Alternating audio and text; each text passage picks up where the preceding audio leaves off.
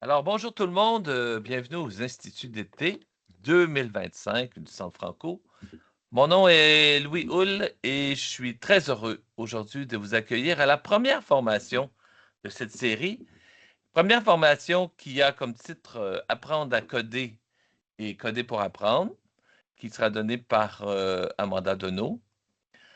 Quelques petites consignes avant de débuter. Premièrement, veuillez noter que cette formation est enregistrée et elle se retrouvera sur le site du Centre Franco au cours des prochaines semaines. De plus, on vous demande de ne pas utiliser de module d'enregistrement automatique IA pour cette formation. Je continue en vous disant que si vous avez des questions ou des commentaires pendant cette formation, on vous invite à utiliser la boîte de clavardage ou encore à prendre le micro. Donc, en parlant de micro, on vous demande aussi de le mettre en sourdine pour éviter d'entendre tous les bruits ailleurs que pendant cette formation. Enfin, on aimerait remercier le ministère de l'Éducation qui, grâce à son financement, rend possible cette formation aujourd'hui. Voilà, c'est tout. Alors, l'intro est faite et puis je passe maintenant la parole à Amanda. Bonne formation tout le monde. Merci, Louis. Ah, la première formation pour les instituts d'été, un peu de pression pour moi, mais c'est Ah! correct. Je pense que ça va bien aller, Amanda. J'ai confiance. OK. Bon, je pense que ça fait 9 ans maintenant que je fais des formations pour l'Institut d'été. Alors, chaque année, je suis, pendant l'été, prêt à retourner, bon, je pense qu'on a tous pris un mois ou peut-être un peu plus à se relaxer. Là, c'est le temps de se remettre dans la mentalité de comment est-ce qu'on va commencer l'année scolaire en septembre. Alors, est-ce qu'on voit l'écran? Lui, l'écran va bien? OK. Alors, Oui, je vais oui, ça va très commencer. bien, merci. Alors, le titre aujourd'hui, Apprendre à coder et coder pour apprendre. J'aimerais expliquer un peu. C'est clair que dans 1 heure et demie, je ne serai pas capable de passer à travers chaque leçon, chaque petit détail euh, de comment on va intégrer codage dans notre programme code, surtout avec différents niveaux scolaires. L'intention de l'atelier est vraiment de juste vous donner un aperçu de ce on demande et où on peut bien trouver des ressources. Alors, est-ce que, avant de commencer, on pourrait peut-être taper dans la boîte de clavardage quelle année scolaire que vous enseignez ou si vous êtes conseillère, conseiller. Ça m'aidera un peu voir comme dans quel cycle. OK, on a le troisième, deuxième, sixième, deuxième, 7, 8. Deuxième et troisième. Alors, un tout partout, tous les cycles secondaires. OK, ça aide. Parfait. 3, 4. Maintenant, si vous êtes en deuxième année, disons, et puis là, je passe le niveau deuxième année, puis tu dis, OK, j'écoute plus parce que j'enseigne que la deuxième année, j'ai pas besoin de savoir c'est quoi le 4, 5, 6, septième, huitième année. Je vous encourage par contre de juste continuer à apprendre comme apprenant comment on va intégrer le codage, mais même juste enseigner parce qu'il y a des élèves qui surpassent leur niveau scolaire. J'ai vu des élèves de la quatrième année qui étaient capables de continuer et vraiment coder jusqu'aux attentes de huitième année. Alors, je vous encourage d'écouter. Et même chose pour la septième, huitième et quatrième, cinquième, sixième. De bien écouter exactement les attentes de la première, deuxième, troisième, quatrième, jusqu'à ton niveau scolaire parce qu'il y a peut-être des choses ou de vocabulaire qui va vous aider. Mais la deuxième question dans la boîte de clavardage, quel est votre niveau de confort en lien avec le programme codage? Je suis nouveau, je suis ici parce que j'ai besoin d'apprendre à coder. Ou 5, là, j'ai maximisé mes connaissances de codage et c'est le temps maintenant juste d'apprendre comment je peux intégrer davantage. Alors, 1, 2, 2, 3, 3. OK. Parce que cela, ça va m'aider à comprendre un peu plus votre niveau et comment je peux aller un peu plus lentement. Alors, ça a l'air, avec quelques exceptions, ça a l'air comme on est des débutants. Et donc, je vais mettre un peu plus d'emphase sur la section apprendre à coder et ensuite vous montrer où aller pour coder pour apprendre. Cela m'aide beaucoup. Merci pour votre participation. OK. Louis confirme qu'on voit mon écran, puis je vais commencer avec la reconnaissance du territoire. Alors, nous remercions les peuples autochtones pour le partage de ce territoire où nous nous retrouvons, connu sous le nom de l'Oniaterio, dérivé du terme Mohawk lac magnifique pour Ontario. Nous reconnaissons que cette terre, partagée par les peuples autochtones, nous donne toutes les richesses dont nous avons besoin. Nous reconnaissons les générations qui l'ont parcourue, ceux qui la parcourent présentement et ceux qui la parcourront. Les appels à l'action du rapport de la Commission de la vérité et de la réconciliation nous parlent de l'importance de l'éducation à comprendre notre passé et le territoire sur lequel nous habitons afin que nous puissions cheminer ensemble dans un esprit uni. C'est moi. Toutefois, je pense qu'il va falloir que je trouve une autre photo parce que ça date quelques années. Puis depuis, je suis un peu plus vieille que ceci. Mon nom est Amanda Deneau et je suis une conseillère en innovation. Je travaille pour le conseil scolaire CSC Providence et je suis la coordinatrice en innovation. Ça fait 2 ans de ce rôle, mais auparavant, j'étais conseillère en innovation, en codage, en mathématiques et tout ceci pendant plusieurs années. Donc, ça fait depuis 2015 que vraiment c'est mon matière spécialisée. Hmm. Je voulais juste aussi commencer avec, je ne sais pas si vous avez vu ce symbole au Québec, le programme CODE au Québec et puis le ministère a vraiment mis un guide ensemble en lien avec l'IA. L'Ontario n'est pas encore rendu là, mais j'ai suivi des formations au Québec, puis j'ai vraiment aimé le fait que on met un genre de comme symbole pour indiquer le niveau de IA utilisé pendant les présentations. Et je confirme que je n'ai pas du tout ouvert l'IA du tout pour cette formation. Toutes mes ressources viennent du Méo, du site web de Scratch et de ma tête.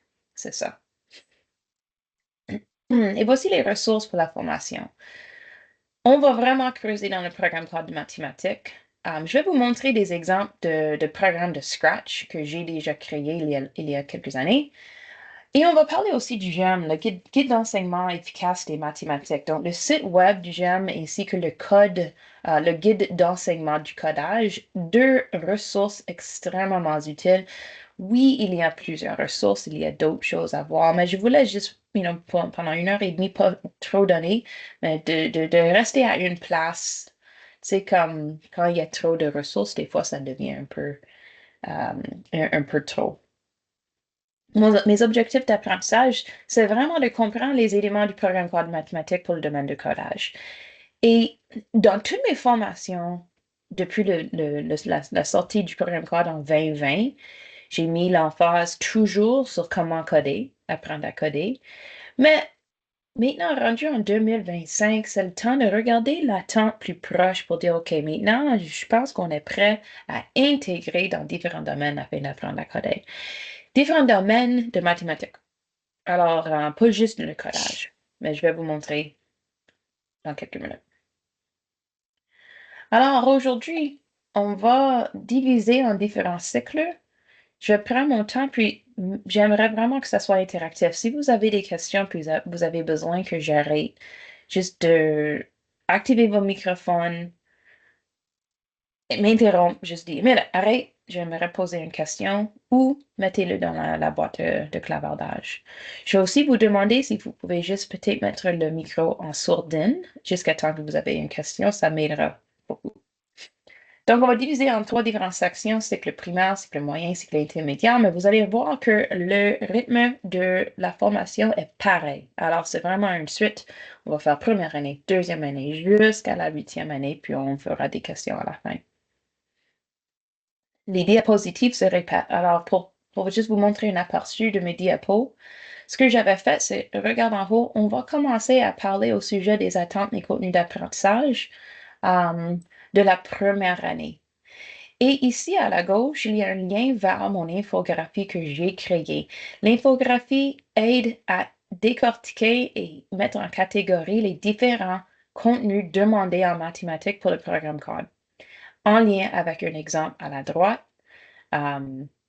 Aussi, à la gauche, il y aura un petit symbole vers le guide d'enseignement et j'ai mis la page, le numéro de la page. Donc, en première année, si vous voulez plus d'exemples pour apprendre à coder, à la page 34, en première année, ça explique très clairement.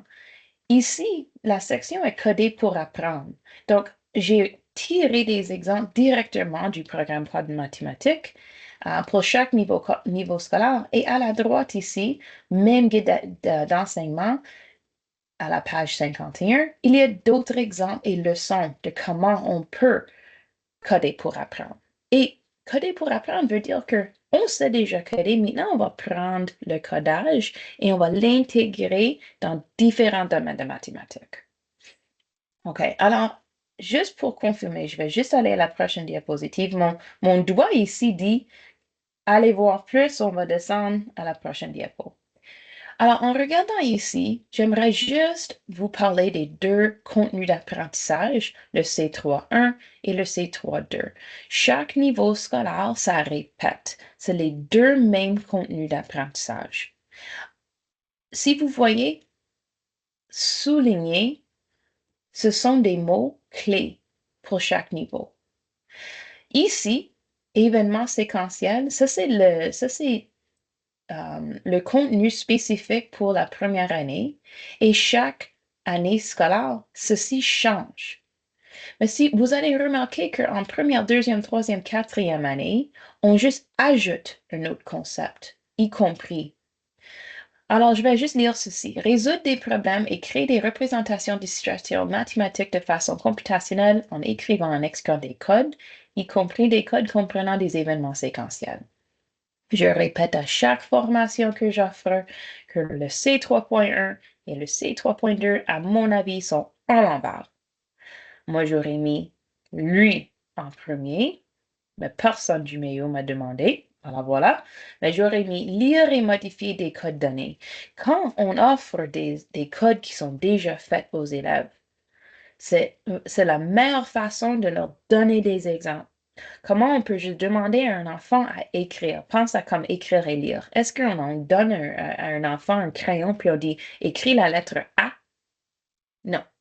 Les enfants, qu'est-ce qu'on fait avec nos enfants quand ils sont jeunes? On lit. On lit des livres à nos enfants, des élèves.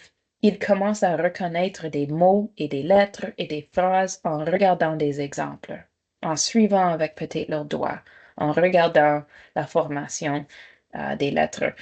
Alors, je propose à chaque année scolaire, on offre des exemples. Et dans les ressources que je vous montre, des exemples ont des exemples comme capture d'écran. En 2020, on était un peu pris. Fallait qu'on crée nos exemples. Là, rendu en 2025, il y en a des exemples en français.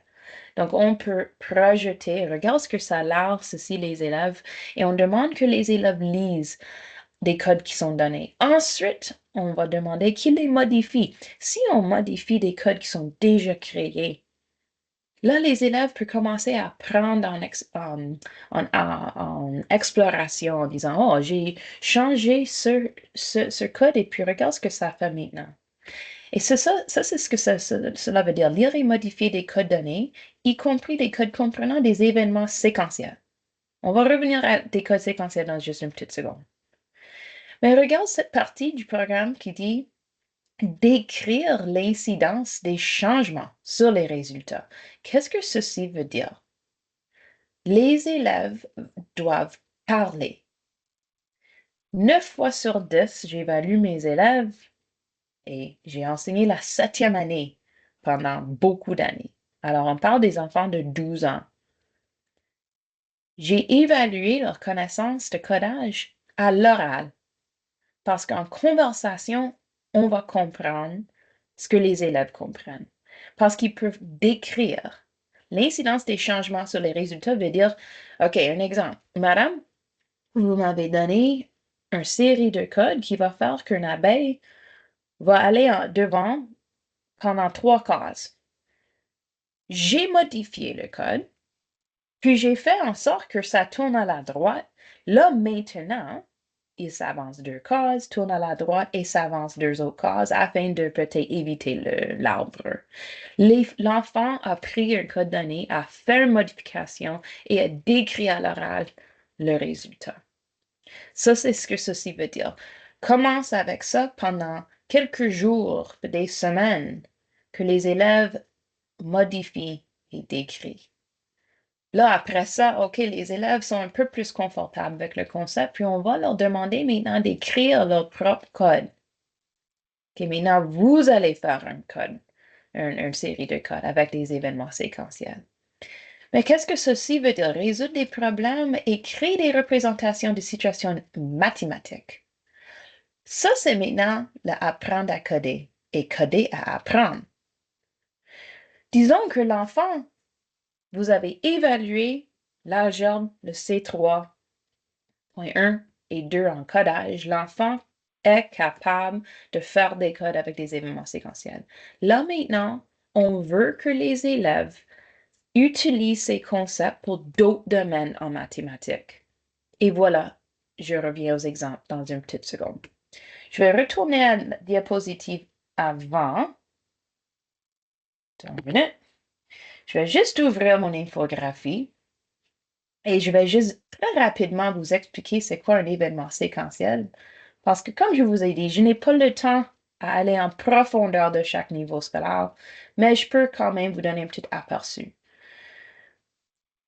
Désolée, au début de ma présentation, j'ai complètement oublié d'ajouter cette ressource code.org, un excellent site web pour que les élèves suivent disons, des trajets comme un programme déjà fait et peuvent le suivre de manière autonome. Je peux changer que ça soit le français et je vais quand même commencer juste ici. Donc, si vous voyez que les élèves dans la première année sont capables d'amener Scratch au gland. Alors, on regarde ici qu'on a quand l'exécution commence, on peut demander que l'élève glisse le bloc à la droite comme direction. Boum, démarre. Voilà, on peut continuer au prochain niveau. Et on veut un 2. Si vous regardez ceci, ça, c'est des événements séquentiels. Séquentiel en première année veut dire une étape à la fois. Et je vais démarrer. 1, 2. Et voilà. Le vocabulaire est très important. Alors, on veut qu'il commence avec un événement et on démarre l'événement et chaque instruction, chaque directive est un après l'autre. Ça, c'est des événements séquentiels. Donc, je vais juste fermer ça pour vous montrer que les événements séquentiels sont clés pour la première année. Quels sont les outils de robot que vous pouvez utiliser? Les B-bots. Avez-vous des B-bots? Avez-vous, disons, des dash, des tout petits les robots qui s'avancent? Alors, on parle d'avancer, tourner à la droite, avancer, tourner à la gauche. Ce sont des directives comme ça. Alors, je vais fermer l'infographie et je vais juste vous montrer. Désolé, je tourne encore. Le guide d'enseignement efficace des mathématiques. Donc, si je regarde ce guide ici, puis j'avais dit à la page 34, alors en descendant à la page 34, toutefois, je pourrais juste choisir à partir de ma page ici. Tu vois, on a événements séquentiels, simultanés, répétitifs, et ainsi de suite. Première année, je clique ici. Et maintenant, on a des instructions. Regarde ce que ça a l'air. Vraiment, on a le pseudocode ici qui parle quand les élèves peuvent parler en disant à la gauche de la maison jaune. Puis, regarde, on a Scratch Junior ici qui aussi indique des flèches. Alors, en première année, on parle tellement des directions, des différentes directions, droite, gauche, haut, bas, diagonale, ainsi de suite. Alors, je vais arrêter juste là parce que les événements simultanés, c'est la deuxième année. Et en regardant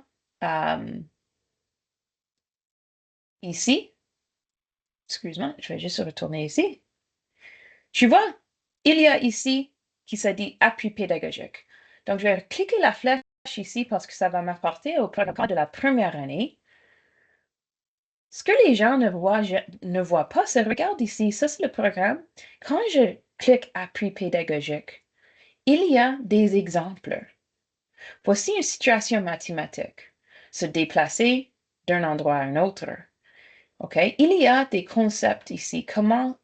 Et des exemples de tâches. Comment est-ce que les élèves peuvent utiliser des situations mathématiques en différents domaines?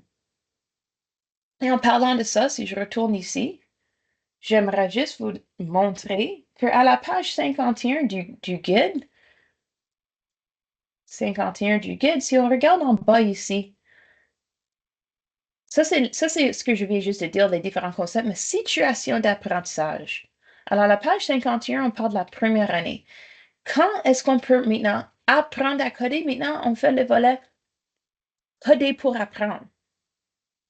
Donc, voilà un petit exemple de la chasse aux... Ça, c'est une situation, une leçon déjà créée, mais regarde, attente et contenu d'apprentissage ciblé, on intègre d'autres domaines. Les nombres, surtout en première année. Utiliser ses connaissances de nombres et des opérations pour résoudre des problèmes mathématiques. Se rappeler les faits d'addition et des nombres jusqu'à 10. Donc, en première année, on peut utiliser le codage comme outil. So, on apprend à coder pour commencer, mais ensuite, on code pour apprendre. Donc, les élèves utilisent leurs outils, Scratch Junior, Bebot, tous les petits robots, pour montrer différents domaines. Donc, en première année, on parle surtout des nombres. Ensuite, regarde d'autres, excuse-moi, on va descendre, d'autres exemples, d'autres résultats d'apprentissage, des leçons, tout est là pour toi. Ça, c'est juste un exemple d'une leçon. Ça, c'est avec le guide. Mais en regardant encore le programme Code, si on regarde, on a des exemples de tâches créées pour vous aussi. En retournant à la présentation, ça, c'est la première année qu'on a besoin que les élèves apprennent les événements séquentiels. Là, on parlera d'abord pour la deuxième année. Qu'est-ce qu'on fait pour deuxième année? En deuxième année, on demande que les événements simultanés soient les concepts clés. Ceci veut dire que deux choses arrivent en même temps. Simultané veut dire en même temps. Alors, en regardant ici mon programme, mon infographie, je vais juste cliquer l'exemple de Scratch ici que j'ai créé. Donc, qu'est-ce que ceci veut dire? Je vais juste regarder à l'intérieur. Oh ben, attends une minute, je vais juste cliquer ceci. Est-ce que vous entendez le son? Pouvez-vous juste mettre dans le blanc que vous avez bien entendu le boing? Pas de son? OK. Ouais, ça dit share sound, alors je vais essayer encore.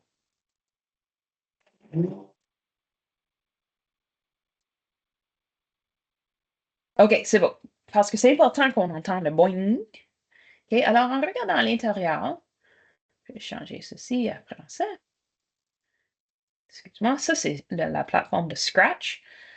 Puis, si vous voyez ici, j'ai deux événements qui se passent en même temps. Quand le va est cliqué, on va dire salut, comment ça va, et le drum boing en même temps. OK, là, tu te souviens, le programme code avait dit de modifier des codes donnés. Alors, l'élève vient juste lire le code que j'ai donné. Là, je dis, OK, guys, on va faire une petite modification. Si je prends ce bloc et puis je mets à la fin, donc maintenant c'est devenu simultané, parce que ça veut dire c'est devenu séquentiel et non pas simultané. Qu'est-ce que tu penses va arriver? On va prédire. Est-ce qu'il y a quelqu'un qui aimerait répondre comme un élève? Soit à l'écrit ou avec leur micro? Qu'est-ce qui va arriver maintenant? J'ai enlevé le drum boing, puis je l'ai mis après. Maintenant, c'est plus simultané, c'est devenu séquentiel. Quelle sera l'erreur de mon code? Ça, c'est une prédiction. Les élèves vont prédire, non, madame, ça ne fonctionnera pas parce que...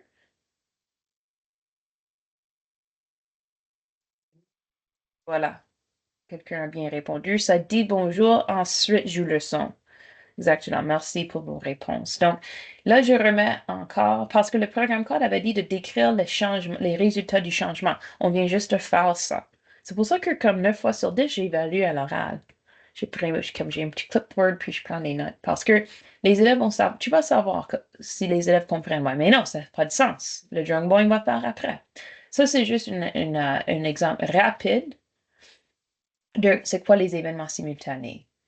Et en retournant ici, dans le programme code, on a des exemples de deux choses qui se passent en même temps. Donc, à la droite, à la droite, à la droite, tape, saute, gauche, gauche, gauche, et personnage B fait quelque chose de même genre et ils font en même temps. Alors, encore dans le guide d'enseignement, je vais juste ouvrir ici et descendre. On était à la première année. Là, maintenant, on est rendu à la deuxième année. Situation de mathématiques en deuxième. Comment est-ce qu'on peut maintenant apprendre à coder et coder pour apprendre? Donc, voilà, on a les domaines de codage, c'est 3.1, c'est 3.2, et on intègre dans les sens d'espace. Donc, des changements de déplacement. On commence à comprendre des relations spatiales en deuxième année avec des choses qui se passent en même temps. C'est sûr qu'en première année, on pourrait intégrer ça aussi. C'est juste des exemples. Mais on aimerait comme montrer que c'est important maintenant de commencer à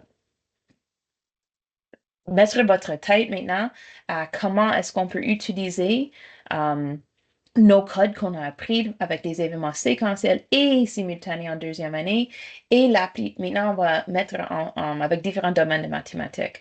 Donc en cliquant sur ma flèche de deuxième année, encore une autre fois, voici mes attentes et si on clique sur les appuis pédagogiques, on a d'autres exemples.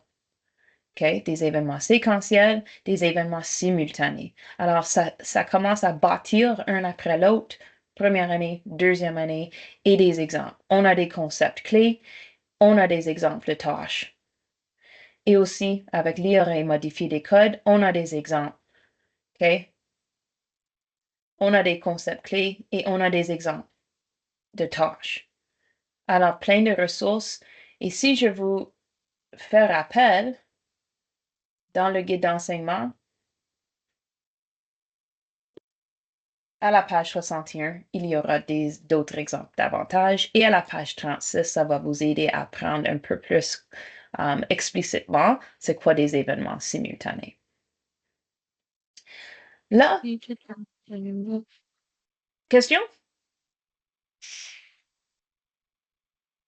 Je pense qu'on a quelqu'un avec leur micro activé. OK. Bon, troisième année. Là, maintenant, on est rendu à on continue à bâtir, on a des événements séquentiels, des événements simultanés, des événements répétitifs. Et si je clique sur mon infographie, qu'est-ce que ça a l'air un événement répétitif? Là, on parle maintenant des boucles. Alors, si je clique mon drapeau, on a un lutin qui va créer une forme et en regardant à l'intérieur, si vous regardez ici, on utilise des structures de contrôle comme boucles. Les boucles répètent. Donc, on aura un petit triangle, un côté d'un triangle répété 3 différentes fois. Ici, j'ai mon point de départ pour mon lutin et j'ai mis la couleur d'un stylo à jaune et que maintenant, mon bonhomme est capable de répéter un mouvement. Ceci rend le code plus efficace. Quand le code est plus efficace, cela veut dire qu'il y aura moins de blocs possibles. Un événement séquentiel sera que si je modifie, et je vais parler, n'oublie pas, ça fait partie du programme code, comment est-ce qu'on peut prédire un changement. Donc, je vais faire un changement et je vais décrire les résultats. Donc, si j'étais pour faire ceci, et je répète la série de codes 3 différentes fois, est-ce que ça fonctionnera? Je dois effacer tout à la fin. Et maintenant, les élèves, tu poses la question, qu'est-ce qui va arriver, les amis? Est-ce que ce sera le même code? Est-ce que le résultat sera pareil ou est-ce que ça va changer? Et puis ils vont dire, non, c'est pareil parce que ce sont les mêmes choses. Là, on va poser la question, comment est-ce qu'on peut rendre ce code plus efficace? On va utiliser la boucle, répéter.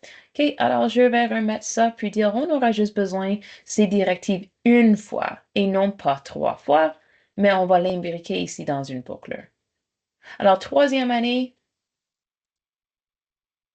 si je retourne Ici, on parle résoudre des problèmes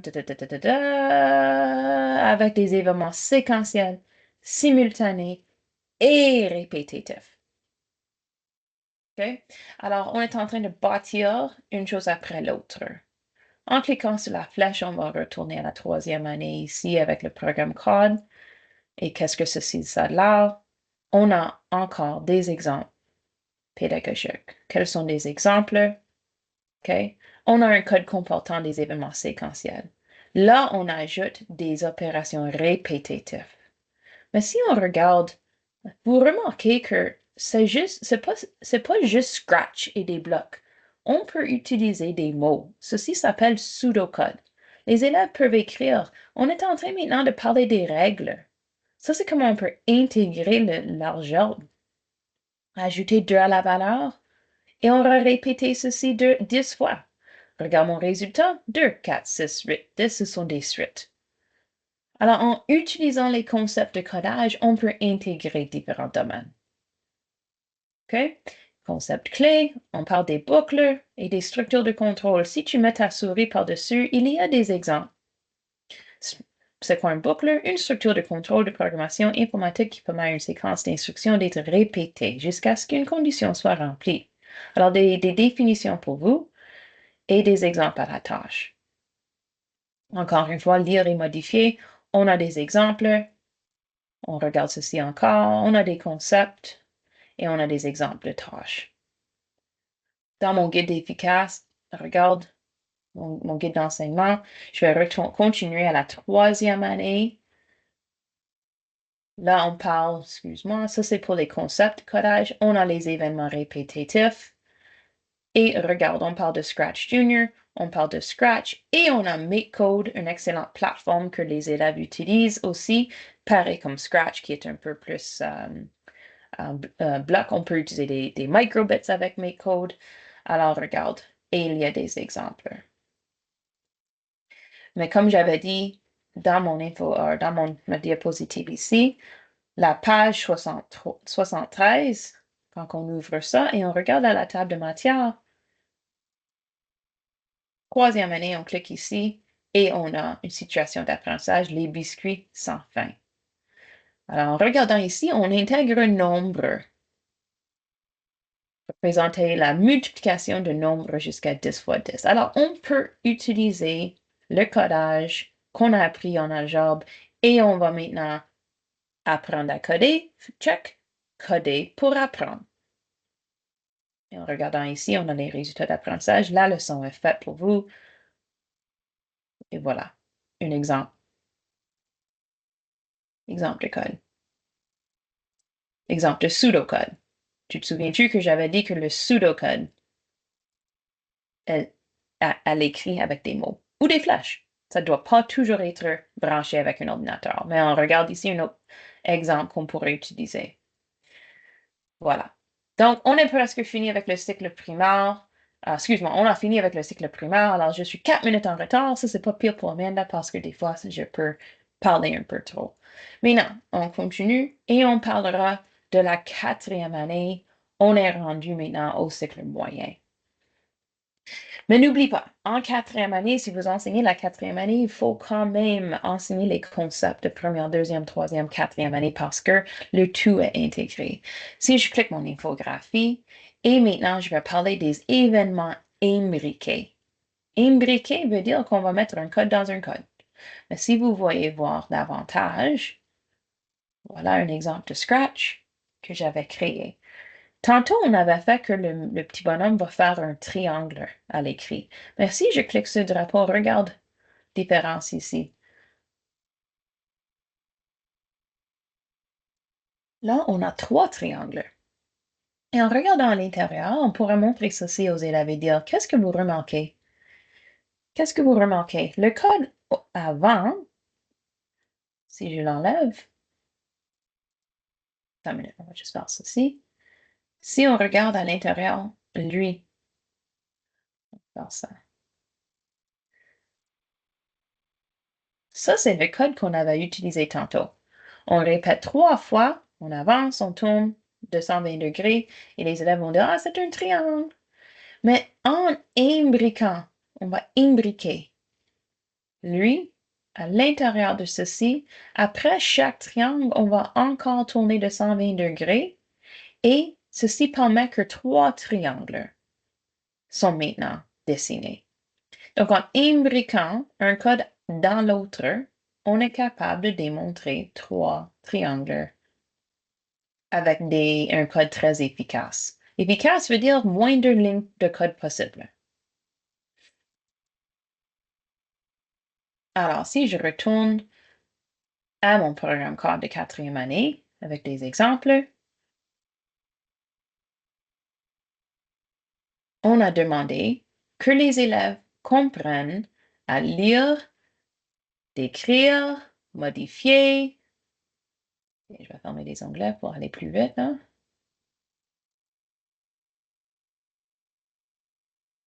Voilà.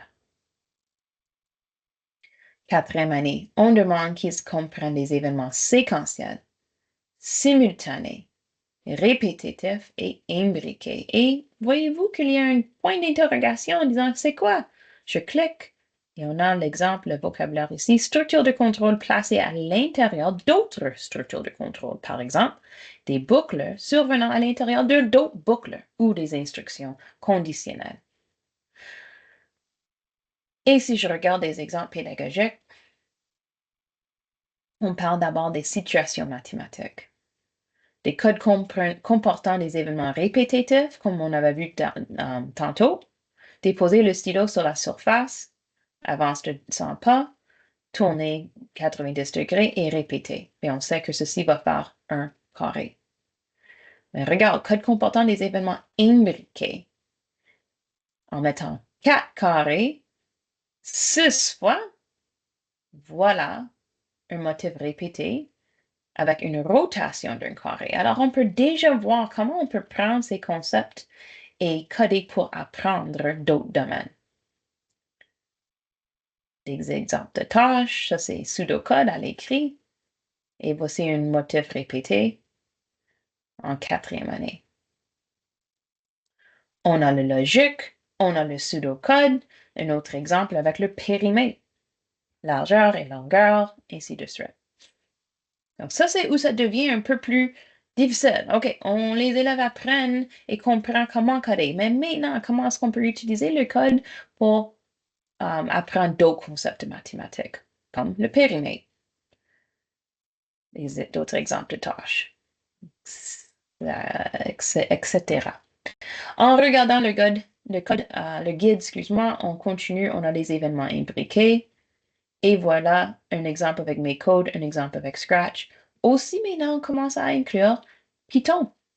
Parce qu'éventuellement, on veut que les élèves passent des blocs au texte écrit, comme le Python. C'est ça ce qu'on cherche. Et on a aussi pseudocode, que les élèves soient capables de l'écrire. Ce que j'ai fait en 7e année, et plus jeune que ça, mais la majorité de mes exemples sont la 7e parce que j'ai enseigné la 7e pendant longtemps, c'est que on fait beaucoup de codage débranché. Ça ne veut pas dire qu'ils ont besoin d'un appareil devant eux, un Chromebook et tout ça. C'est qu'on peut demander des mouvements et des situations qu'ils les écrivent. Donc, on avait plusieurs tableaux blancs dans la classe, des marqueurs effaçables. En petit groupe, je montre à mon projecteur, je montre un code que j'ai fait, puis j'ai dit, OK, guys, j'aimerais que vous écrivez maintenant en pseudocode ce que vous avez vu. Là, on regarde à l'intérieur du code pour voir s'ils avaient raison. Mais ils ont commencé à écrire, répéter 3 fois, répéter 4 fois, avancer, Des exemples de Scratch, des résultats, puis on arrêtera là parce que ça, c'est la 5e année. Et si je prends ce guide ici et on retourne à la situation de 4e année, à la page 88, vous voyez que ils ont intégré pas juste ces 3 qui est le codage. Là maintenant, d'autres attentes d'algèbre, reconnaître des creux prolongés et créer une variété de suites, y compris des suites trouvées dans la vie quotidienne et faire des prédictions à leur sujet. Donc, on est en train d'intégrer l'autre domaine d'algèbre. Avec des exemples. les critères d'évaluation, le matériel, etc. Différentes situations avec des threads. Alors, on peut voir comment il y a des exemples. Ça juste commence là. En commençant avec quelques exemples, ça peut continuer.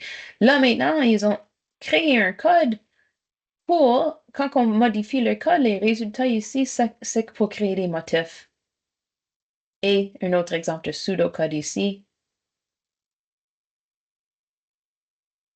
Et ça, c'est la 4e année quand on imbrique des structures de contrôle dans d'autres structures de contrôle, comme vous voyez ici.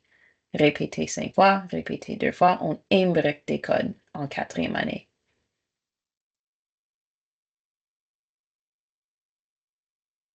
D'autres exemples et plusieurs exemples pour celui-ci. Ça, c'était la 4e année. Maintenant, rendu en 5e année, on va continuer. Rendu en 5e année, je dis toujours que ceci est quand ça commence à être dans différents chapitres. Avant ça, on avait des événements séquentiels, des événements simultanés, des événements répétitifs et des événements imbriqués.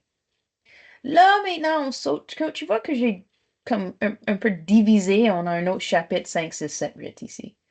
Je vais prendre juste une seconde à faire une petite pause pour vous donner la chance à poser des questions. Parce qu'on va aller dans un différent chapitre qui est un peu plus difficile. Vas-y. Est-ce qu'on a des questions?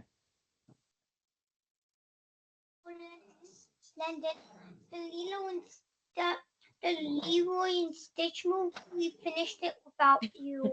Est-ce que Tammy, on pourrait mettre peut-être le micro en sourdine? Je sais qu'on a des petits enfants à la maison, puis Lilo and Stitch, c'est un excellent film. Merci Stéphanie, dit ça va pour l'instant. Je sais que c'est beaucoup d'informations et peut-être c'est comme oh boy, parce que j'ai vu il y avait des réponses dans la boîte de clavardage qui sont au début du codage. Mais j'aimerais aussi dire que j'ai fait plusieurs sessions pour les instituts au sujet d'apprendre à coder, comme toute l'heure et demie, il y en a qui sont 2 heures, sont sur le site web. J'imagine qu'il y a comme un genre de banque où vous pouvez aller retourner voir mes enregistrements d'autres formations. C'est correct, Tammy. Et je vous propose que vous allez regarder plus en profondeur apprendre à coder avant de vraiment même penser à faire coder pour apprendre parce que ça, c'est étape 2. OK, on est prêt? Je vais ouvrir mon infographie, puis j'aimerais vous expliquer c'est quoi des instructions conditionnelles parce que le programme code de mathématiques vous demande de faire des instructions conditionnelles et c'est quoi?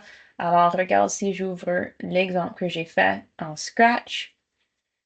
Ça va prendre un peu plus longtemps pour expliquer celui-ci, mais en regardant à l'intérieur, si vous remarquez que on a maintenant ce que s'appelle le si alors.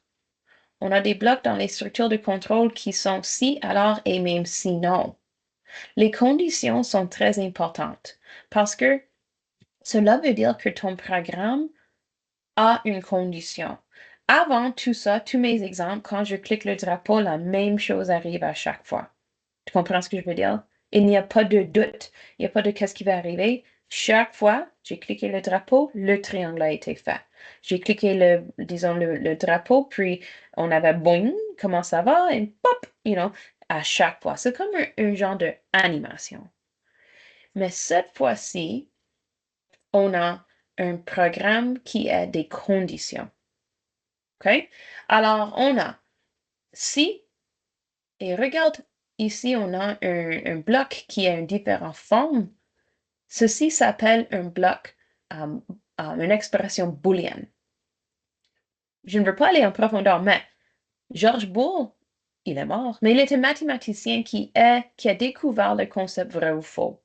Alors, on appelle ces expressions des expressions booléennes.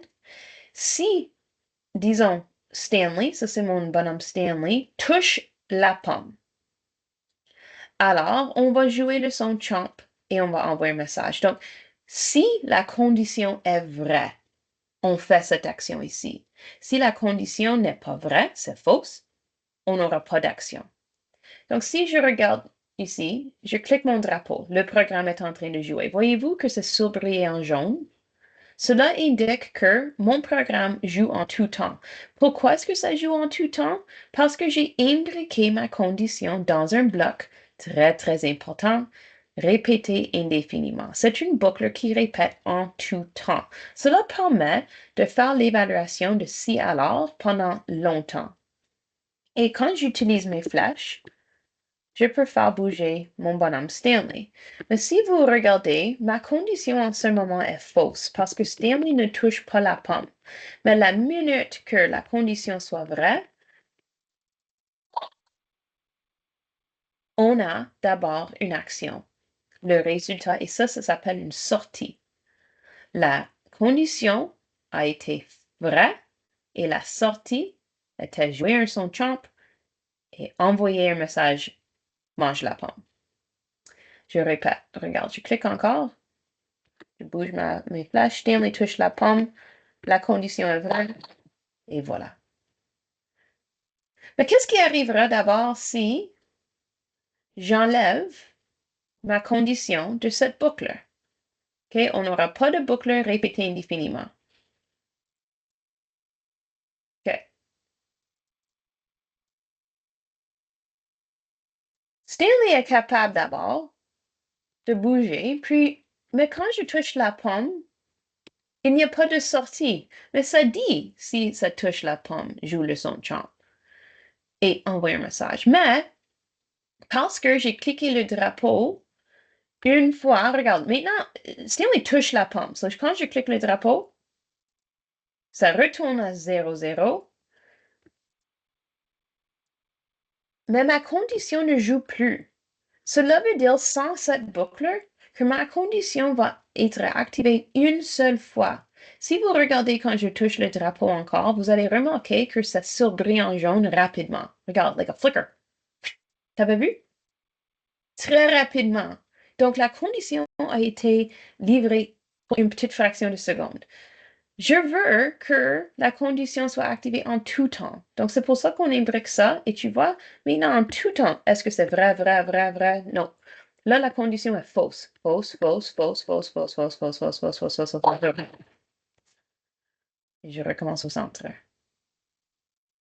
Quand j'envoie ce message à Mange ma pomme, juste pour vous montrer, j'ai envoyé un message que Stanley va envoyer ce message, puis le pomme va changer de costume. Et en changeant de costume, si vous regardez, ça a l'air que ma pomme soit mangée.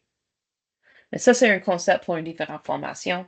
Mais pour que vous sachiez, les conditions, d'abord, sont des si alors imbriqués dans le bloc, répété indéfiniment. Les conditions sont tout partout dans le monde de mathématiques et dans notre monde de vraie vie. On a des conditions qui se passent toute la journée longue. Ça, c'est apprendre à coder et en regardant le guide à la page, celui-là, à la page 43, les instructions conditionnelles, on a un exemple. Mais regarde, ça parle de sinon.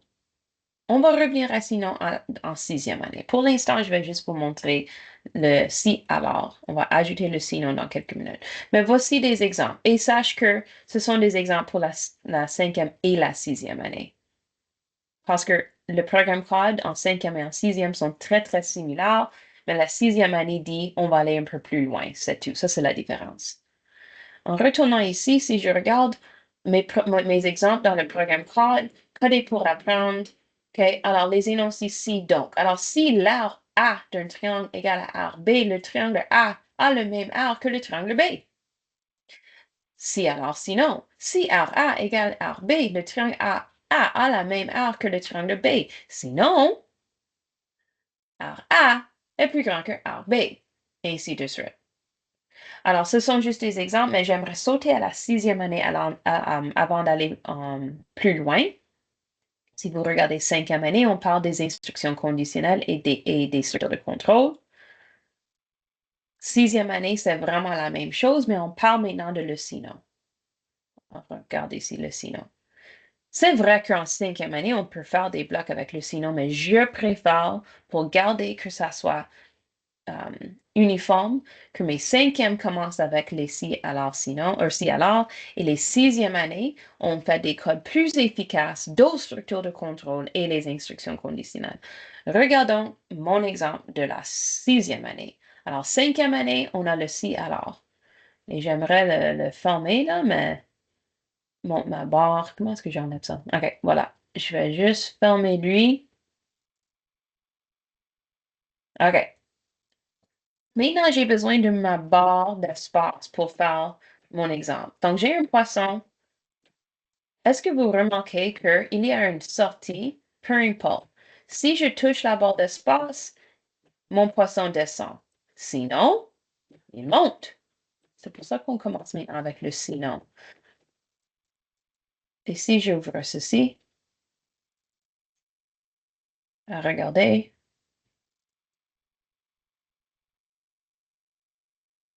Répétez indéfiniment. J'ai imbriqué deux conditions. Si mon poisson touche le bord d'espace, si je touche le bord d'espace, alors ça descend sur l'axe des Y pendant 10 pixels. Sinon, on ajoute 5. Cela veut dire que la différence entre l'exemple avec Stanley et celui-ci, c'est que Stanley avait une sortie seulement si la condition était vraie.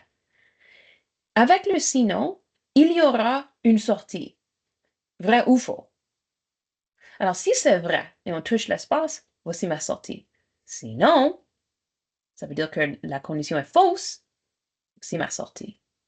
J'ai un autre. Si mon poisson touche l'hameçon, alors on va dire que le jeu est terminé. Alors, regarde, boum, jeu terminé. Donc, peu importe la condition, si c'est vrai ou faux, quelque chose arrive, il y aura une sortie. Barre d'espace descend le poisson, rien, en touchant rien, il monte. Ça, c'est la différence entre si alors et sinon, qu'il y a une sortie, peu importe si la condition soit vraie ou fausse.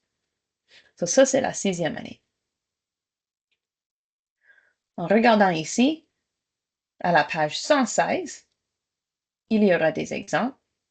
À la page 43, il y a des exemples plus spécifiques pour les contenus de codage.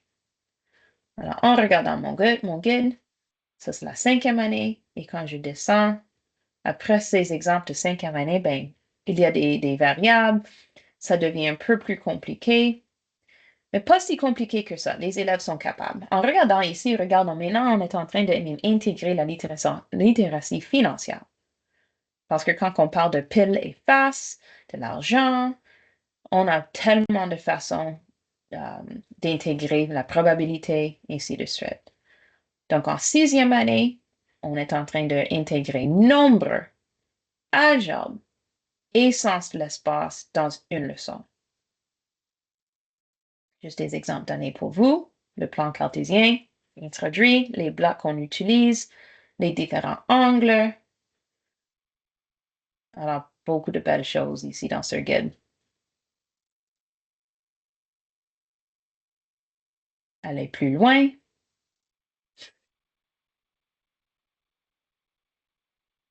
Éléments à considérer. Les ressources sont là et on arrêtera là la septième année. Bon, je retourne ici. En regardant mes directives, on a compris des instructions conditionnelles et d'autres structures de contrôle pour la sixième année. Même chose en bas ici, lire et modifier des codes, comprenant des instructions conditionnelles et d'autres structures de contrôle. En sixième année, en cliquant la flèche, je suis rendu au programme code et il y en a plein d'exemples et des appuis pédagogiques de comment on peut utiliser d'autres situations mathématiques possibles. Ça, c'est comment ici résoudre des problèmes et créer des représentations de situations mathématiques. Ça va vous donner des exemples. Comment est-ce qu'on peut faire ça? On peut créer, agrandir et rétrécir des figures, créer des suites à motifs répétés, déterminer si une suite croissante est linéaire, regrouper des nombres en utilisant des règles de divisibilité, déterminer le coût d'un achat. Ce sont juste des exemples de comment on peut utiliser différentes situations de mathématiques de façon computationnelle. Le pseudocode est donné ici pour vous montrer comment on peut intégrer autres structures de contrôle. Oui, on a déjà appris tout ça. Concept clé, Exemple de tâches. Ça, c'est un pseudocode, des choses dessinées, des mots. Les fins, les élèves sont capables de créer des schémas comme ça. Et des appuis pédagogiques, on aura des exemples de tâches en bas ici. Pile et face, et ainsi de suite. Bon, ça c'est la 6e année avec les structures de contrôle, mais le message clé, et n'oublie pas, ça doit être imbriqué dans les répétés indéfiniment. Sinon, on enlève celui-là et regarde ma condition. Regarde, mon poisson, il bouge même pas. Parce que une seule fois, la condition a été lancée, donc je ne peux ni descendre ni monter sans que mon code soit imbriqué. 9 fois sur 10, les élèves vont dire, Madame, mon code, monsieur, mon code ne fonctionne pas. Et tu vas dire, oui, ton code fonctionne, c'est juste qu'il y a un bug dans ton code. Est-ce que tes conditions sont imbriquées dans des boucles répétées indéfiniment? Pose cette question, puis tu vas probablement plus voir l'élève, il va retourner à sa place et dire, ah, oui, c'est ça. Bon. Là, on arrive en cycle intermédiaire de 7e et 8e année. Je suis 3 minutes de l'avance. Ça, c'est bien parce que ça devient un peu plus difficile maintenant, rendu à un autre chapitre. 7e année. Là, on parle maintenant des sous-programmes et des dénombrements prédéfinis. Je vais prendre un peu plus de temps à mon infographie cette fois-ci avec mon exemple de Scratch. J'ai le même jeu qu'avant. Mais là, j'ai dit aux élèves, OK, en 6e année, on a fait un jeu que le poisson ne peut pas mourir en touchant l'hameçon. Mais qu'est-ce qu'on peut faire pour rendre mon programme même plus difficile? Quels sont les éléments de jeu qu'on pourrait ajouter? Et les élèves disent, oh, on a besoin peut-être des obstacles. Peut-être que le poisson doit éviter des obstacles. Ah, on aura besoin peut-être des points. Qu'est-ce qu'on pourrait faire avec des points? On aura besoin un peu de temps. Peut-être on pourra avoir le temps, comme une horloge. Alors, on a une pression de temps, on a une pression des obstacles, on pourra quand même ajouter de la musique, ainsi de suite. Bon, je vais agrandir mon jeu, cliquer, et même concept. Là, j'ai un score, j'ai une minuterie, je clique le drapeau, et j'ai mon poisson et un scuba, Monsieur Scuba, qui va traverser. Aussi, j'ai ajouté quelques éléments dans ce jeu. Si vous remarquez, quelque chose arrive après chaque 10 secondes. Donc là, maintenant, on est dans les secondes de 40 et mon poisson est plus grand qu'auparavant. Là, à 39, mon poisson est même plus grand. Donc, à chaque 10 secondes, mon poisson grandit. Ça devient plus difficile. Il est plus grand. Et chaque fois que je touche un scuba, si vous avez remarqué, je perds 5 points. Alors, je lui ai touché, il a disparu. Bah, ne touche plus. Mais après 10 secondes, si je ne touche pas et je ne meurs pas, je gagne 10 points. Donc, il y a une façon de gagner des points aussi. Bah, oh my. Là, je l'ai touché plusieurs fois. Et je grandis. Alors, je suis rendu à ma dernière 5 secondes. Ne touche pas l'hameçon, mais j'ai perdu des points. Est-ce que je gagne? Par contre, oui, j'ai gagné. Donc, j'ai aussi ajouté des conditions. Comment est-ce que je gagne ce jeu? Dans ce cas, j'avais dit que si j'ai des points après, que si je rends à 0 avec des points, je gagne. Si je rends à 0 sans points, comme inférieur à 0, comme j'ai perdu des points parce que j'ai tellement touché Scuba, je n'ai pas gagné. Alors, on peut déterminer, les élèves sont capables d'utiliser des conditions pour déterminer ce qu'ils veulent. Je vais regarder à l'intérieur. Vous allez dire, oh my, c'est beaucoup trop. Je ne sais pas comment faire ça. Mais c'est normal. Quand je montre ce code à mes élèves de la 7e année, ils font et je dis, c'est normal, les amis. La 6e année était plus simple. Mais c'est correct. Parce que mes codes répètent. C'est les mêmes choses qui se répètent. Ce sont um, des strips. OK. On va commencer à la gauche ici. Si vous remarquez, ceci est la même chose qu'avant. Si je touche l'espace, voilà, ça c'est comment mon poisson va changer. de déplacement. Aller en haut, en bas, en haut, en bas, en haut, en bas. J'ai aussi ajouté que si je touche Monsieur Scuba, j'ai un autre petit Monsieur Scuba. Alors, j'ai une variable. La variable, les blocs orange foncé, on peut créer nos propres variables. Ce que j'aime faire pour organiser mes programmes de Scratch, c'est que quand je clique sur l'arrière-plan, ma plateforme d'arrière-plan, c'est où je mets mes variables. Quand je fais ça, je suis plus organisée. Tu peux mettre tes variables où tu veux, mais moi, je préfère faire ça. Donc, j'ai mis au début que je vais faire une minuterie. Je vais créer que j'ai une minuterie qui commence à 60, un score qui commence à 0. Et je vais répéter 60 fois que j'attends une seconde. Et après chaque seconde, on va enlever 1 aux minuteries. Mais sache que en codage, on n'enlève jamais, on ajoute. Donc, on va ajouter négatif 1. Alors déjà, tu peux commencer à voir, je pourrais faire mes nombres, comment je peux additionner et soustraire mes nombres négatifs avec des droits numériques, etc. Il y a beaucoup de choses qu'on peut faire avec des variables dans différents domaines de mathématiques. En retournant à mon poisson, là, je comprends maintenant que je vais ajouter un négatif 5 à mon score quand je touche Monsieur Scuba. Là, je vais envoyer un message. Ça, c'est mon bloc préféré. Envoyer un message, broadcast message. Ça, c'est mon bloc préféré. Et quand je dis redémarrer mon Mr. Scuba, je vais relayer mon Mr. Scuba pour dire quand je reçois le message redémarrer Mr. Scuba. Et maintenant, il y a un bloc rose. Que signifient mes blocs roses? On va revenir à ça dans une seconde. Pose cette question, mais on revient. Une autre condition. Si je touche l'hameçon, on cache l'hameçon, le jeu est terminé. J'ai ajouté un autre élément. Si mon poisson touche le bord, donc s'il touche en bas, ici, le jeu est aussi terminé. On n'a pas remarqué ça tantôt parce que j'ai bien joué. Mais regarde, si je vais trop en bas pour éviter. Alors, si je touche l'hameçon, je terminé. Si je touche le bas, je terminé. Un autre élément. OK?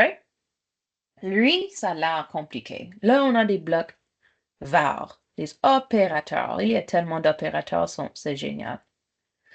Remarquez qu'il y a des différentes formes. Donc, ici, opérateurs qui sont courbés, il n'y a pas une condition.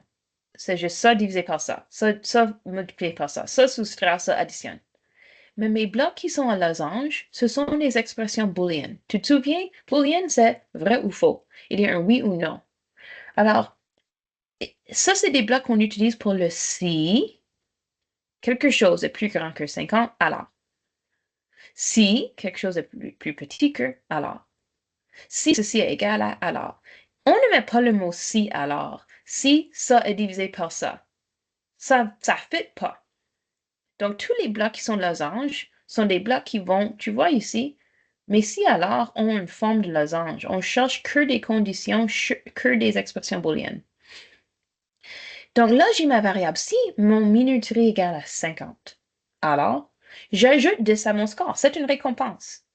C'est comme bravo, bravo, tu as survécu 10 secondes, voici 10 points. Et regarde, au début de le départ de mon code, j'avais fait que la taille de mon poisson est à 80% de sa taille initiale. Donc, c'était plus petit que 100%. Après 10 secondes, j'ai dit, OK, on va grandir par 10%. Ne me demande pas pourquoi j'ai sauté ici après 10 secondes à 110. C'est ça que je voulais faire. Là, regarde, ça répète. C'est les mêmes blocs. J'ai juste littéralement dupliqué et changé mes détails. Alors, si la minuterie est à 40, ajoute 10. Mais la taille est 110, attends une petite seconde. Le bloc attendre une seconde, je vais voir plusieurs fois dans les codes, puis tu vas dire, ça c'est bizarre. Mais c'est le bloc, un des blocs les plus importants. Si jamais des choses ne fonctionnent pas, puis ça va bien trop vite, tu as besoin d'ajouter ce bloc. Ralentisse un tout petit peu. OK? Alors, on a, si la minuterie égale 30, ajoute 10, grandis le poisson, 20, 10, 130, 10, 10, 140. Donc, tout ça, c'est une grande série de codes qui a l'air difficile, mais c'est une chose répétée plusieurs fois. Je vous ai demandé au sujet des blocs roses. Là, en regardant l'infographie, on a parlé des sous-programmes. Okay? Aussi, on vient de parler de dénombrement prédéfini. On vient juste de parler de ceci. Ça, c'est des dénombrements prédéfinis. Cela veut dire qu'il y a des choses qui se passent qui est prédéterminé. Je donne toujours un exemple à mes élèves au sujet des sports. Quels sont des sports où le dénombrement est prédéfini? Ça veut dire que le score, disons, est déjà prédéterminé. Volleyball, ça c'est un exemple, parce qu'il faut arriver à un certain pointage qui est prédéfini. Tennis est un autre exemple. Puis là, je dis, est-ce que baseball est prédéfini? Merci, badminton. Baseball, oui, mais pas pour le score. Le score pour baseball n'est pas prédéfini, mais les parties le sont. Donc, on a divisé qu'il faut, disons, on va, c'est quoi le mot que je cherche? On a besoin de rendre à quelque chose prédéterminé. OK? Basketball, le score n'est pas déterminé, mais la minuterie est. Donc, on a une horloge de 4 parties qui est 8 minutes. Donc, ça, c'est comment j'aime expliquer des choses, des dénombrements qui sont prédéterminés. Alors, ça, c'est une partie des dénombrements prédéfinis, mais là, on parle des sous-programmes, les blocs roses. Moi, j'aime dire phone a friend, si vous vous rappelez du How to be a Millionaire ou quelque chose comme ça, Who Wants to be a Millionaire, le phone a friend, j'appelle mes sous-programmes des phone a friends. L'intention et le but d'un sous-programme, c'est de créer une série de codes à côté où on peut, dans notre code principal, appeler à l'action. Alors, pourquoi on ferait ça? Il y a plusieurs raisons, mais des raisons spécifiques. Un, c'est pour rendre le code le plus efficace. Au lieu de je vous laisse ce mouvement ici, ici et là. Au lieu de répéter ça, là, là et là, j'ai créé un bloc. OK? Alors, j'ai créé un bloc qui va répéter ce mouvement. Donc, quand le drapeau est cliqué, faire réapparaître M. Scuba. Comment est-ce que je fais ça dans mes blocs? Si je veux créer un bloc, je peux le nommer. OK? On peut même ajouter une entrée booléenne. Tu vois, on peut faire des conditions nous-mêmes. Alors, pas dans ce cas, j'ai juste défini ce bloc. Faire réapparaître M. Scuba égale à, je veux que M. Scuba se rend à ce point sur le plan cartésien.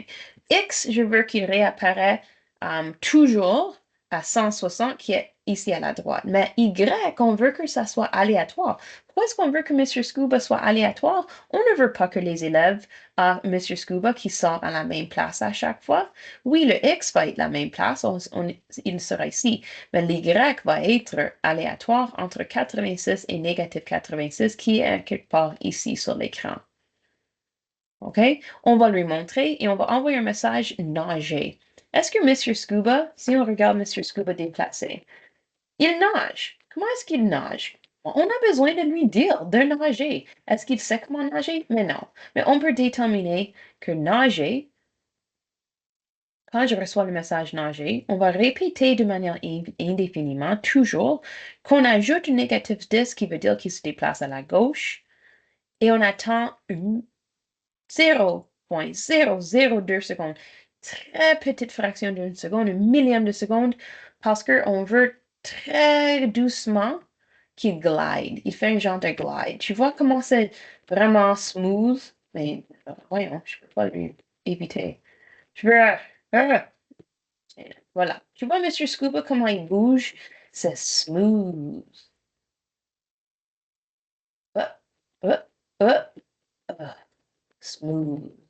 Si je fais en sorte, et ça c'est un exemple dans le programme COD, quand on pose des questions, les élèves, qu'est-ce qui arrivera à mes résultats si je change que ceci soit 0,2?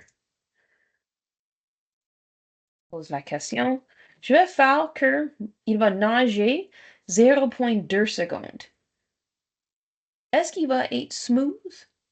Donc, on a changé Le code, on l'a modifié et on veut que les élèves décrivent l'effet l'effet du changement sur le résultat. Ça, c'est directement dans le programme. C'est 3.2. OK, on clique le drapeau. Les élèves ont répondu. Est-ce que vous pouvez prédire? Qu'est-ce qui va arriver à M. Scuba maintenant que j'ai changé qu'il va attendre 0.2 secondes et non pas 0.002 secondes? Oui, il va être saccadé. C'est vrai. OK, on va tester voir. Je vais essayer de lui éviter. Regarde comment il bouge lentement. C'est comme un, un, négative 10 pixels et il attend. Donc, il bouge plus lentement parce qu'il attend plus longtemps. Disons que je fais 1 seconde même. C'est même plus lent. Regarde. Hop, hop. Il bouge pas très rapidement. C'est pas une glide. Saccadé, choppy. Alors, en faisant des millièmes de seconde, on fait en sorte que il bouge plus smooth, un peu plus rapide. Et de l'autre côté, si on était pour faire même plus de 0, regarde les décimales, il va même plus vite. Alors ça, c'est comment on peut même intégrer des décimales.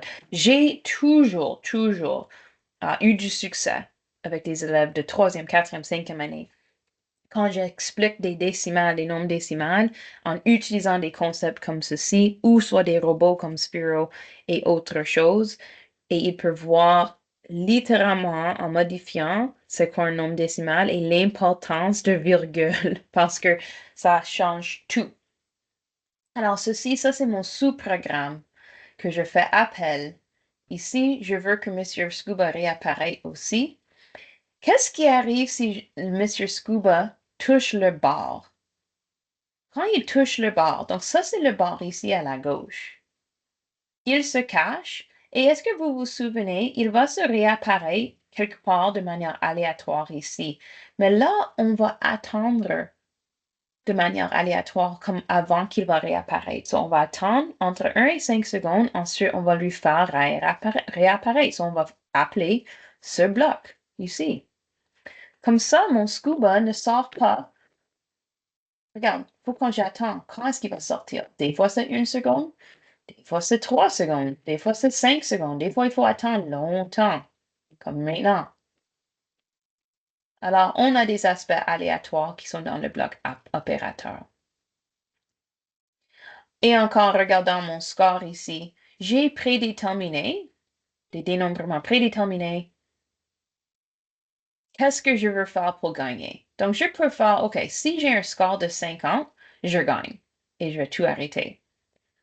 Je ne pense pas que j'ai réussi ça, d'avoir 50 points avant 0.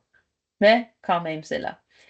J'ai 2 conditions ici. On peut aller ressortir. Tu vois ici quand je peux faire ça et ça? Donc, ces 2 choses doivent arriver en même temps. Si ma minuterie est à 0 et le score est plus grand que 0, comme tantôt, je gagne. D'autres conditions. Si la minuterie est à 0 et mon score est inférieur à 1 et 0, si tu as 0 points, je termine, je pars. Alors, ce sont mes, si je regarde ici, dénombrements prédéfinis en lien avec mon jeu. C'est comme ça que je disais tantôt, c'est les exemples de comme j'ai vu dans le chat, on a dit le temps est prédéterminé pour le football, le vrai football, donc soccer, oui. C'est ça. Donc, en utilisant ça comme score et comme temps, ça vraiment explique quelque chose qui est prédéterminé. Ce n'est pas juste les scores et les minuteries. J'utilise un exemple de jeu, mais ça peut être dans différents concepts de mathématiques aussi. Donc, en retournant à mes concepts de mathématiques, en regardant ici, coder pour apprendre, comment est-ce que je peux utiliser mes sous-programmes dans d'autres concepts de mathématiques et d'autres situations mathématiques? Ici, on a un sous-programme de trouver la circonférence. Circonférence d'un cercle égale 2 fois rayon, pi fois rayon. On a un sous-programme pour trouver l'art. Donc, ce sont deux sous-programmes à côté que peut-être mon code principal peut appeler. Dans le guide, à la page 47, ici, ça explique très, très bien les sous-programmes que tu peux créer toi-même. Tu peux nommer ça art d'un cercle, tu peux le nommer rectangle, base fois hauteur. Là, on a l'art d'un rectangle. Et on a différents exemples de code avec des sous-programmes juste là. L'analyse de données, oh, ça c'est fun. Là, maintenant qu'on commence à utiliser des programmes dans Excel, dans Google Sheets, et on peut vraiment commencer à analyser les collectes de données, ça c'est beaucoup de fun. On a un exemple ici avec Make Code. OK? Bon. Là, ça c'est aussi l'analyse de données que je viens juste de dire. Ça, c'est la 8e année. So, on va reprendre ça dans quelques secondes, mais l'analyse de données et collecte de données est vraiment fun en 8e année. Ici, on avait dit 130. So, si je regarde à 130 ici, on a des exemples de mathématiques. On peut maintenant intégrer données. Traiter, analyser, utiliser des données pour former des arguments persuasifs et prendre des décisions éclairées dans les divers concepts de vie quotidienne.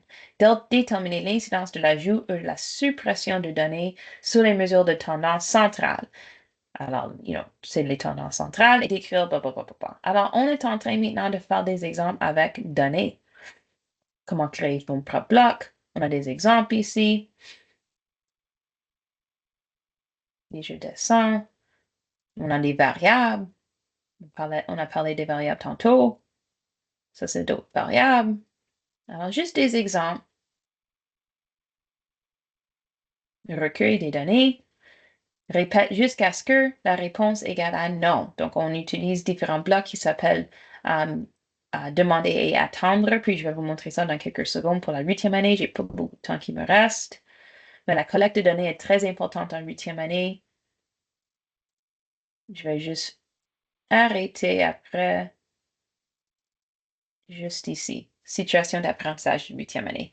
Permettez-moi d'aller ici pour la 8e, ouvrir mon infographie et terminer mon exemple avec l'analyse de données en 8e année. Beaucoup d'expressions booléennes, beaucoup de capteurs demander et attendre. Qu'est-ce que cela veut dire demander et attendre? Si je regarde mon code, je vais cliquer le drapeau, puis ça pose une question. Combien de côtés votre forme a-t-elle? OK, je vais créer des formes, puis je vais répondre 4. Je clique 4 et regarde ce que Stanley est capable de faire. J'aime vos carrés. Allez-y, choisissez une autre forme. OK, disons 5. 5 côtés. J'aime vos pentagones. Allez-y, choisissez une autre forme. On va faire 12. 12 côtés. C'est beau. Ça fait beaucoup de côtés. Parce que maintenant, je ne veux plus nommer la forme, disons. Donc, en regardant à l'intérieur d'ici, on a regardé un capteur. Tu sais, on avait les capteurs tantôt, mais on a ce bloc qui dit demander et attendre. Et là, on peut utiliser la réponse un peu comme une variable. Donc, en regardant ceci, ça dit mon sous-programme que j'appelle ici et j'appelle là. Ça, c'est pour éviter de faire cette ligne de code 2 fois. Alors, quand le drapeau est cliqué, je vais créer des formes. Créer des formes veut dire que je demande combien de côtés votre forme a-t-elle? Tu te souviens tantôt en 3e et en 4e année, on a imbriqué des boucles dans des boucles et on a créé des formes. Well, on est capable de créer des formes parce que c'est juste toutes des formules de mathématiques. Si tu prends 360 degrés d'un cercle et tu le divises par le nombre de côtés de ta forme, ça donne exactement le nombre de degrés que tu devrais tourner. Alors, par exemple, le carré. Si je réponds combien de côtés votre forme a-t-elle, et puis la réponse est 4. Je vais répéter 4 fois que j'avance 50 et que je tourne 360 divisé par 4, ça fait 90 degrés. Là, je tourne encore un autre 90 degrés parce que j'ai répété ça, j'ai 4 carrés. Alors, regardez ici, on va le refaire. Ma réponse est 4. Et voilà. J'ai fait 4 carrés. Et j'ai ajouté 10 à la couleur qui a fait l'arc-en-ciel quand mes formes ont bougé. Si je fais 5, je vais faire 5 encore. Mes pentagones, ça change les couleurs quand je bouge, mais c'est comme 5, 360 divisé par 5. Si la réponse est 6, c'est 360 divisé par 6. Ça donne exactement le bon montant de degrés pour tourner et je répète le bon montant de fois. OK? Alors, ça, c'est une analyse de données en regardant ici. Si ma réponse est inférieure à 11, alors ça veut dire que si c'est comme 1, 2, 3, 4, 5, 6, 7, 8, 9, 10 côté, je saute à l'intérieur. Et ça dit, j'ai imbriqué ce code dans ce code. Remarquez que ce n'est pas dans une boucle répétée indéfiniment, pas nécessaire pour celui-là, parce qu'on analyse des données. Je prends la réponse puis je l'analyse. Si la réponse égale 3, je dis j'aime vos triangles. Si la réponse est 4, je dis ça. Si la réponse est 5, 6, 7, 8, 9 jusqu'à 10, j'aime vos décagones. Et ensuite, après que ça dit ça pendant 2 secondes, on dit allez, choisissez une autre forme. Mais sinon, si la réponse est 11, 12, 13 et plus haut, on saute cette série et le sinon dit ça fait beaucoup de côtés. J'envoie le message de choisir une autre forme et en regardant ici, quand je reçois choisissez à nouveau, je crée une autre forme, j'appelle à mon sous-programme qui est là. Et ça, c'est la 8e année. On analyse des données. Il y a tellement de belles leçons à faire en analyse de données avec traitement de données, avec littératie financière. Il y a tellement de choses qu'on peut faire pour apprendre à coder dans différents domaines de mathématiques. Je vais juste retourner à ma présentation ici pour donner juste différents exemples. Régler le total battement par minute. Alors, le battement de cœur. Ça, c'est quand on va commencer à utiliser Google Sheets et Excel pour commencer à faire des graphiques. Beaucoup de belles choses. Alors, on a dit à la page 49 ici, on l'avait vu. Ça, c'est la page 49, oui. L'analyse de données est ici. Des exemples de ressortir avec des tableaux.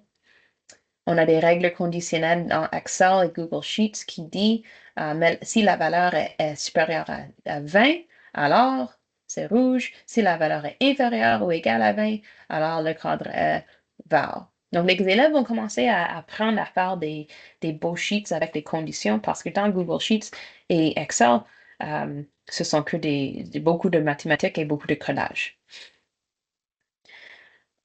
Ça, c'est un exemple avec Make Code. Et voilà. Donc, si j'étais pour retourner ici et c'est à 149, je vais juste prendre ma souris, retourner en haut et dire où est le 149. Je vais juste passer à travers la situation d'apprentissage de la 8e année. En descendre ici, savez-vous planter des choux? Et regarde, on est en train de intégrer algèbre, littératie financière. Et comme j'avais dit tantôt, données est vraiment quelque chose que tu peux toujours intégrer dans l'analyse de données. Alors, en regardant ici, mise en forme conditionnelle, même plus de choses que vous pouvez intégrer. On parle de l'argent. On peut commencer à faire des budgets. On analyse différentes données avec des codes. Beaucoup de possibilités.